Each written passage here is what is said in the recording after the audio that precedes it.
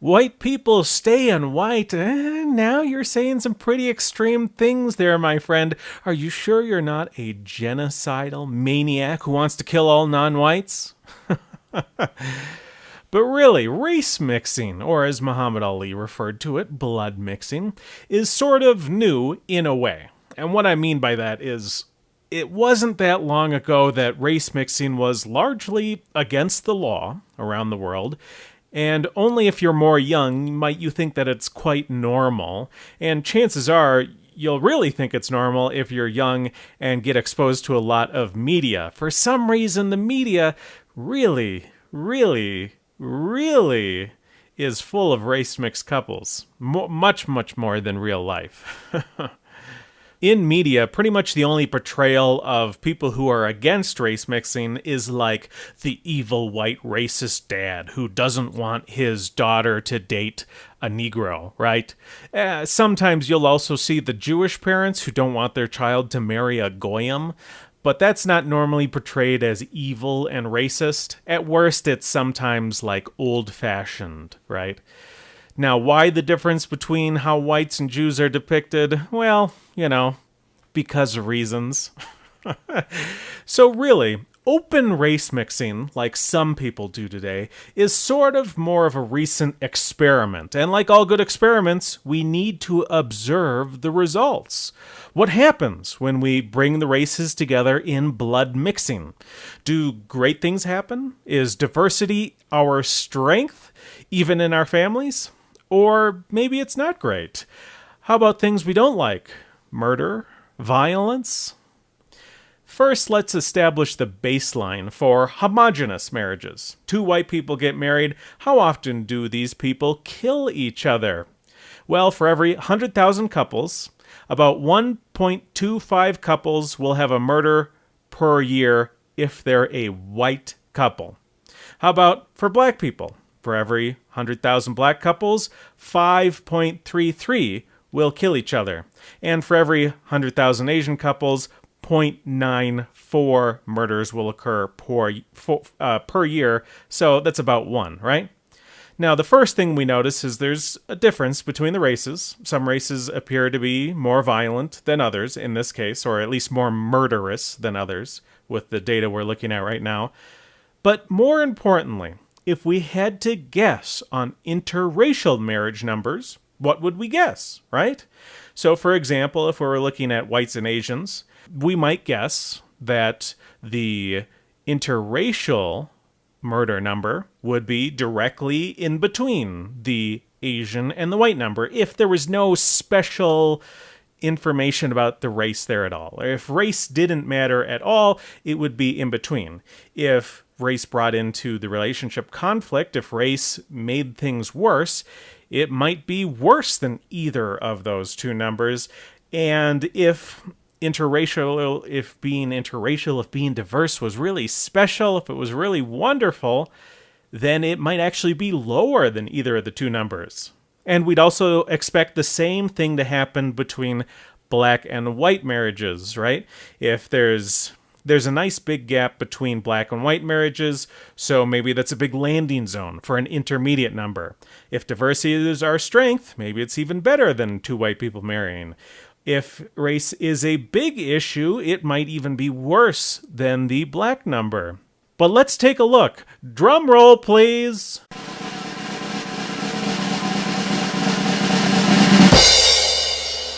Race is a big issue.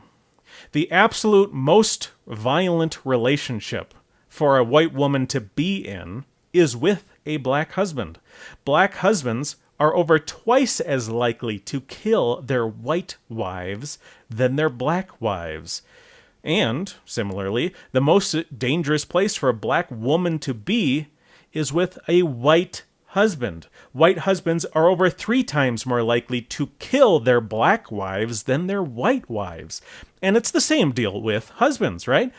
Black wives kill their white husbands more than white men and white women kill each other in, spousal homicide. It's the same with white women who kill their black husbands more often than white couples kill each other, right? So it's not just, men killing women kind of thing. It is both ways with spousal homicide.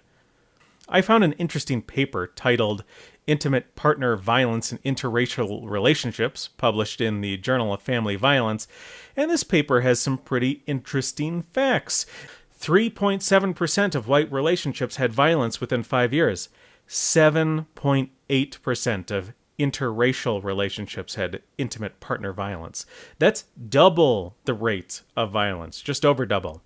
And if we look at severe violence, it's 1.2% for whites, 3.3% for interracial relationships.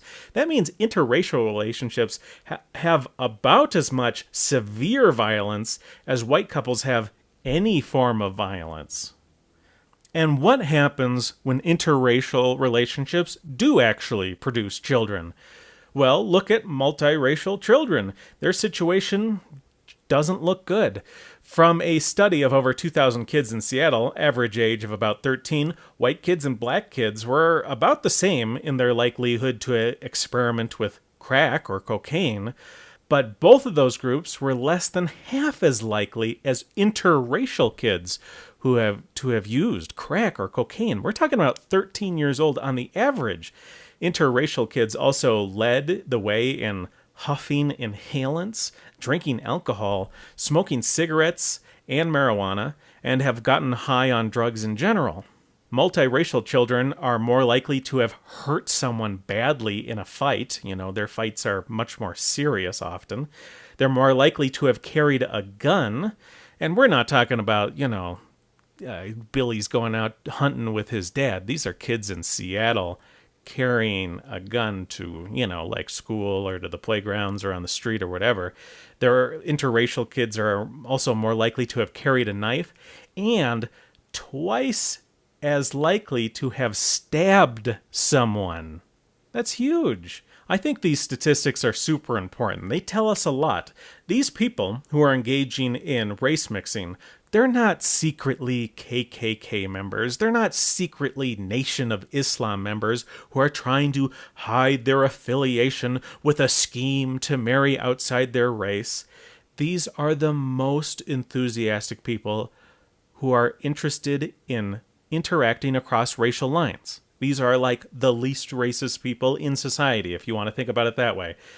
And even with these people, these saints who want to put race behind us because we're all the same inside, even for them, race creates violence in their lives.